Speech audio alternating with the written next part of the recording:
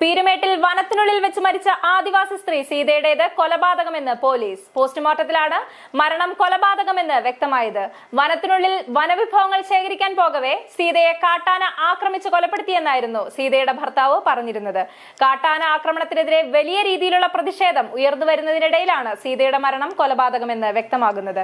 ഭർത്താവ് ബിനുവിനെ പോലീസ് വിശദമായി ചോദ്യം ചെയ്തു വരികയാണ്.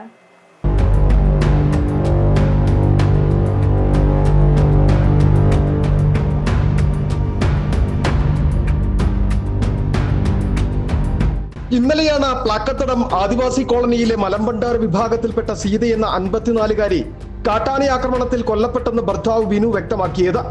വനവിഭവങ്ങൾ ശേഖരിക്കാൻ പോയപ്പോൾ അപ്രതീക്ഷിതമായിട്ടെത്തിയ കാട്ടാന സീതയെ ആക്രമിക്കുമായിരുന്നുവെന്നും രക്ഷിക്കാൻ കഴിഞ്ഞില്ലെന്നുമായിരുന്നു ബിനു പറഞ്ഞിരുന്നത്.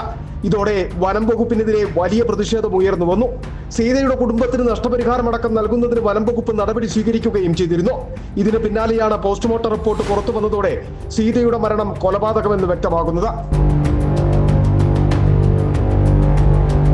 വന്യമൃഗാക്രമണത്തിന്റെ ലക്ഷണങ്ങൾ പോസ്റ്റ്മോർട്ടത്തിൽ കണ്ടെത്തിയില്ല.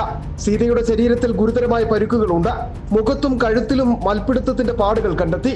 തലയുടെ വലതുഭാഗം പലതവണ പരുക്കൻ പ്രതലത്തിൽ ഇടിപ്പിച്ചു. തലയുടെ ഇടതുവശത്തും ക്ഷതമുണ്ട്. മരത്തിൽ ഇടിപ്പിച്ചതാകാമെന്നാണ് സൂചന. തലയുടെ പിന്നിൽ പരിക്ക് വീഴ്ചയിൽ സംഭവിച്ചതാകാമെന്നാണ് കരുതപ്പെടുന്നത്. ഉയർന്ന ഭാഗത്തു നിന്ന് സീത താഴേക്ക് വീണിട്ടുണ്ട്.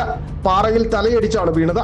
ഇടതുവശത്തെ 7 വാരിയെല്ലുകൾ ഒടിയുകയും 2 ശ്വാസകോശത്തിൽ കുത്തിക്കയറുകയും ചെയ്തിരുന്നു. വലതുവശത്തെ 6 വാരിയെല്ലുകൾ ഒടിഞ്ഞിട്ടുണ്ട്. നാഭിക്ക് തൊഴിയേറ്റതായും പോസ്റ്റ്മോർട്ടത്തിൽ വ്യക്തമായി. തലയുടെ വലതുവശത്താണ് കൂടുതൽ പരിക്കുള്ളത്. സംഭവവുമായി ബന്ധപ്പെട്ട് ഭർത്താവ് ബിനു പോലീസ് കസ്റ്റഡിയിലാണ്. ഇയാളെ പോലീസ് വിശദമായി ചോദ്യം ചെയ്തു വരുന്നു. City vision, Peermade.